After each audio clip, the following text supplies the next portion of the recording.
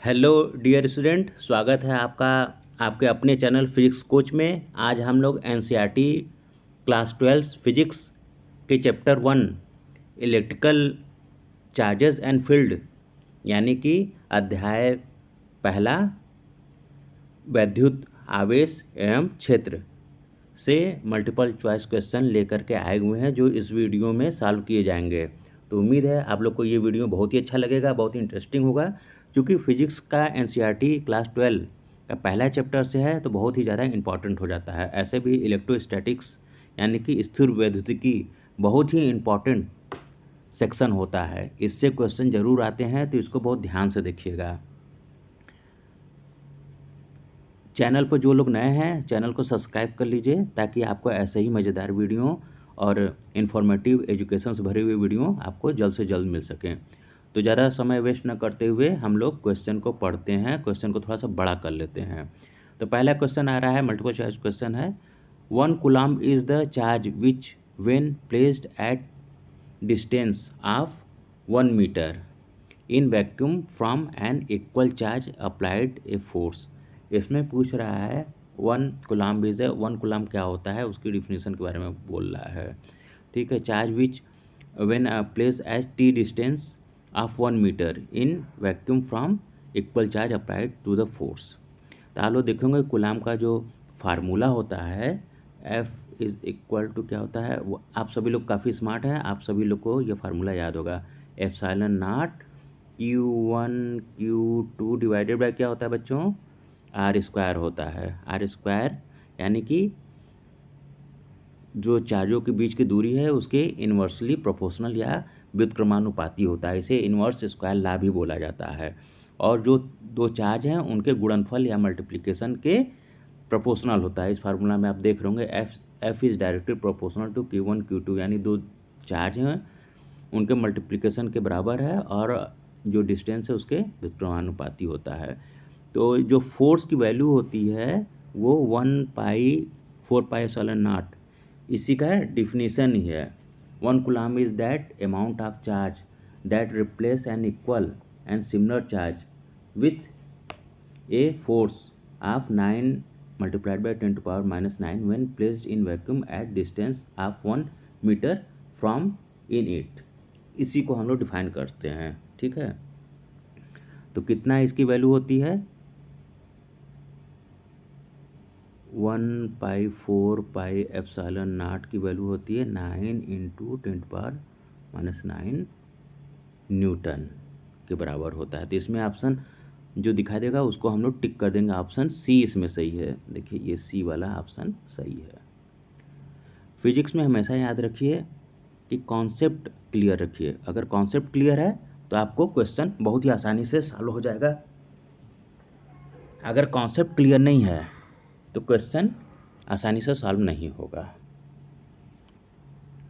दूसरा क्वेश्चन हम लोग आगे बढ़ रहे हैं। आंसर दिया गया है लेकिन आंसर पर फोकस नहीं करना है। बार बार मैं अपने वीडियोस में बोलता हूं कि कोई भी आंसर पर फोकस ना करें, बल्कि जो हम कॉन्सेप्ट दे रहे हैं उस पर फोकस करते हुए क्वेश्चन को सॉल्व करने का कोशिश कीजिए। ऑब्जेक्टिव क्वेश्चन सॉल्व करना एक कला है। If the electrical field is uniform the electrical line of force are, अगर इलेक्ट्रिकल फील्ड यूनिफॉर्म है तो इलेक्ट्रिकल लाइन ऑफ फोर्स क्या होगा, ये पैरेलल हो जाएगा। बेसिक कॉन्सेप्ट है। ठीक है, इलेक्ट्रिकल फील्ड अगर आपका यूनिफॉर्म है तो जो उससे लाइन ऑफ फोर्स निकल रही है वो कुछ इस तरह की बनेगी। ठीक है, तो ये देखने ही से आपस में पैरेलल लग रहा है। नॉन यूनिफॉर्म क्या होगा, डाइवर्जेंस होगा या कन्वर्जेंस होगा, तो वहाँ पर क्या है, नॉन यूनिफॉर्म होगा। लेकिन इलेक्ट्रिकल फील्ड यूनिफॉर्म है तो अगर कोई इलेक्ट्रिकल क्षेत्र आपका एक समान रूप से है वितरित, यानी लाइन ऑफ फोर्स आपका सीधी रेखा में एक दूसरे के जा रहा है। ठीक है, तो पैरेलल इसमें ऑप्शन सही हो जाएगा, ऑप्शन डी सही होगा। Next question, electrical line of force A always intersect each other. जो वैद्युत क्षेत्र की रेखाएं होती हैं, बल क्षेत्र की रेखाएं होती हैं, वो A always intersect each other, आपस में एक दूसरे को हमेशा काटती रहती हैं। Are always parallel to each other, हमेशा एक दूसरे के पैरेलल होती हैं। नेवर इंटरसेक्ट ईच अदर, कभी एक दूसरे को नहीं काटती हैं। डी है some time intersect and some time do not intersect, कभी वह काटती हैं कभी वह नहीं काटती हैं। तो कौन सा ऑप्शन सही होगा? यहाँ पर ऑप्शन दिखाई दे रहा होगा, ऑप्शन सी सही है, नेवर इंटरसेक्ट ईच अदर, यानी कभी एक दूसरे को नहीं काटती हैं। लेकिन जैसा कि फिजिक्स है, ऑब्जेक्टिव क्वेश्चन सॉल्व करते समय बहुत ही ध्यान देना पड़ता है। ऑब्जेक्टिव क्वेश्चन जो होता है हमेशा बेसिक कॉन्सेप्ट पर डिपेंड करता है। यहाँ आपको रट के काम नहीं चलेगा, यहाँ आपको कॉन्सेप्ट समझना ही पड़ेगा। तो इलेक्ट्रिकल लाइन ऑफ फोर्स जो होता है वो पैरेलल भी होता है, कन्वर्जेंस भी होता है और डाइवर्जेंस, यानी कि फैल भी रहा होगा और या तो वहाँ पर मिल रहा होगा, फैल रहा होगा, ये देखिए फैलते का हुआ है और ये एक पॉइंट पर आते हुए है, लेकिन ये कभी भी एक दूसरे को इंटरसेक्ट नहीं करता है। तो अलग अलग टाइप का हो सकता है, पैरेलल हो सकता है, डाइवर्जेंस टाइप का हो सकता है, कन्वर्जेंस टाइप का हो सकता है, लेकिन कभी भी आपस में एक दूसरे को काटता नहीं है। तो इसमें क्वेश्चन में क्या हो जाएगा, ऑप्शन सी सही हो जाएगा, नेवर इंटरसेक्ट ईच अदर, यानी कभी भी एक दूसरे को काटेगा नहीं। जरूरी नहीं कि वो पैरेलल हो, जरूरी नहीं कि वो हमेशा फैलने वाला हो या आपस में मिलने वाला हो, अपसारी या अभिसारी हो, लेकिन वह काटेगा कभी नहीं। ठीक है, तो इसमें ऑप्शन सी सही हो जाएगा। The electrical intensity inside a charge hello sphere is, क्या हो जाता है, कोई मान लीजिए हालो स्फीयर, हालो मतलब खाली, कोई खाली गोला है तो उसके अंदर इलेक्ट्रिकल फील्ड इंटेंसिटी क्या हो जाती है, वो हमेशा जीरो हो जाती है, क्योंकि वहाँ पर कोई भी चार्ज एग्जिस्ट नहीं करता, इस कारण से जीरो हो जाता है। तो ऑप्शन ए सही हो जाएगा। नेक्स्ट क्वेश्चन हम लोग पढ़ रहे हैं, the stationary electrical charge produce, यानी स्टेशनरी का मतलब क्या होता है ये जान लीजिए। स्टेशनरी मतलब रुका हुआ और डायनेमिक मतलब कि चलता हुआ। तो इलेक्ट्रोस्टैटिक्स में स्टैटिक्स चार्ज के बारे में हम लोग पढ़ते हैं। स्टैटिक मतलब रुके हुए चार्ज के प्रभाव के बारे में, यानी रुके हुए आवेश के वैद्युत प्रभावों के बारे में हम लोग पढ़ते हैं। तो स्टेशनरी इलेक्ट्रिकल चार्ज के बारे में पूछ रहा है, जो रुका हुआ है क्या क्या प्रोड्यूस करेगा, only magnetic field, only electrical field, both magnetic and electrical field, neither magnetic और नॉर इलेक्ट्रिकल फील्ड। तो जो रुका हुआ चार्ज होता है, जो स्थिर चार्ज होता है, वो हमेशा सिर्फ और सिर्फ इलेक्ट्रिकल फील्ड ही प्रोड्यूस करता है। और जो मूविंग चार्ज होता है, यानी घूमने वाला होता है, जो कि घूम रहा है, वो क्या होता है, मैग्नेटिक फील्ड प्रोड्यूस करता है। ठीक है, आप लोग फार्मूला देखे होंगे, F = QE। ठीक है, जब चार्ज आपका स्टैटिक मोड में होता है, जब चार्ज मूव करता है तो ये मैग्नेटिक फील्ड को प्रोड्यूस करता है, F = QV/B, इसी को लॉरेंट फोर्स भी कहते हैं। ठीक है, नेक्स्ट क्वेश्चन आपके स्क्रीन पर आ रहा होगा, coulomb force is proportional to, coulomb force किसके प्रोपोर्शनल होता है। तो कूलाम्ब फोर्स का पहले फार्मूला याद कर लीजिए। अगर कूलाम्ब फोर्स का फार्मूला, जो कि आप सभी लोग को याद ही होगा, तो ये क्वेश्चन सॉल्व करना बहुत ईजी हो जाएगा। क्या होता है, F = 1/4πε0 Q1 Q2 / R² हो गया। तो इसके मतलब किसके, अब इन सबको भूल जाइए, इतना सेक्शन को, किसके प्रोपोर्शनल है, F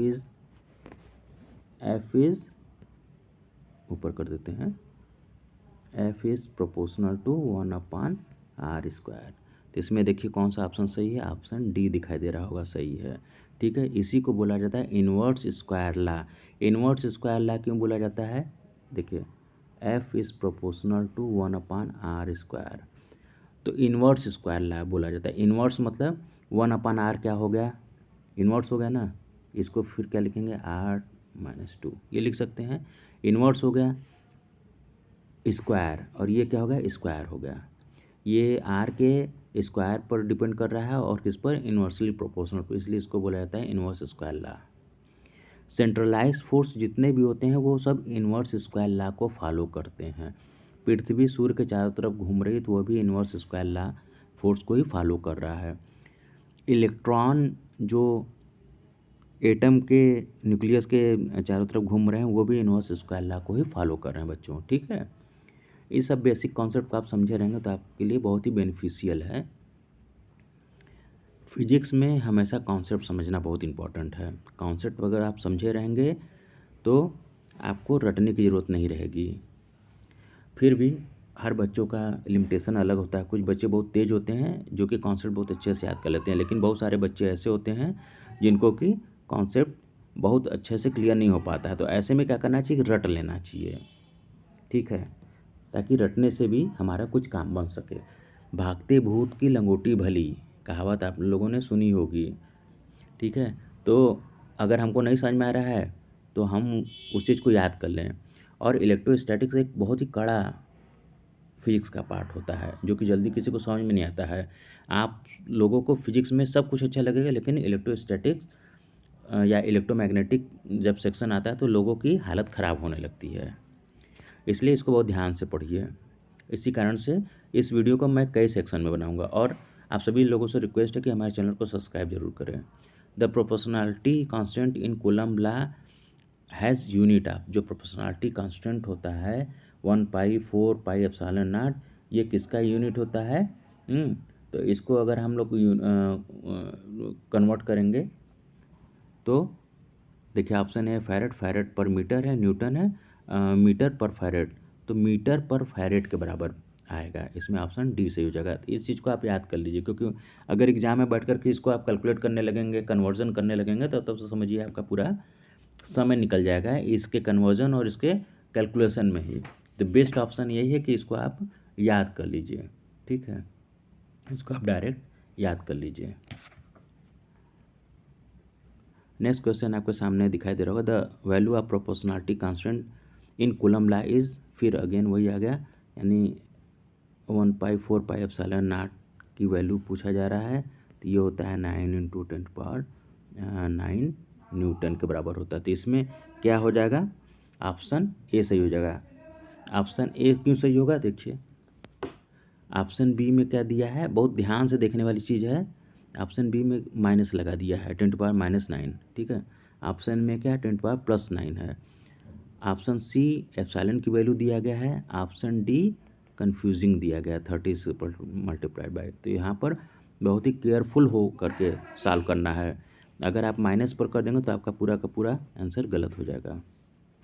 नेक्स्ट क्वेश्चन आपके सामने दिखाई दे रहा होगा, the unit of electrical field is Newton, coulomb पर न्यूटन, न्यूटन पर कूलम्ब, कूलम्ब पर मीटर।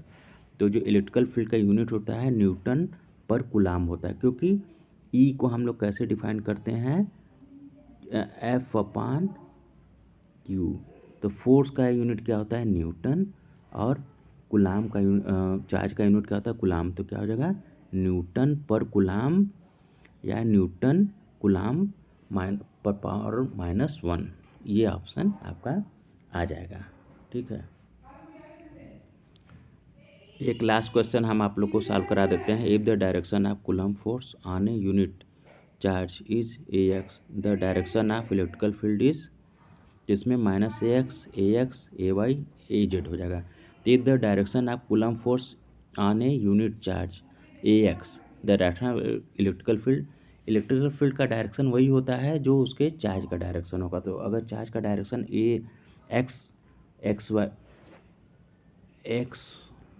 XY/Z प्लेन में अगर x की तरफ है तो इलेक्ट्रिकल फील्ड का भी डायरेक्शन x की तरफ होगा, ठीक है। तो इसमें ऑप्शन आप हमेशा क्या करेंगे, AX पर ही आप टिक करेंगे। AY यहाँ पर देखिए इसका सफिक्स है, AZ, Z इसका सफिक्स है, तो ये दोनों आपका गलत हो जाएगा। आंसर आपका यही सही होगा। अब आप बोलेंगे कि माइनस साइन क्यों नहीं किए, क्योंकि इसमें जो क्वेश्चन पूछा जा रहा है ये नहीं बताया जा रहा है कि डायरेक्शन नेगेटिव है या पॉजिटिव है। अगर डायरेक्शन नेगेटिव बोल देता तो हम इसको सही करते, डायरेक्शन अगर पॉजिटिव बोल रहा है तो हम ऑप्शन सी को सही करेंगे, ठीक है। तो इस वीडियो में इतना ही। नेक्स्ट क्वेश्चन आपको दूसरे वीडियोज़ में बताए जाएंगे, क्योंकि वीडियो बहुत लंबा बन जाता है तो लोग पूरा वीडियो देखते नहीं हैं।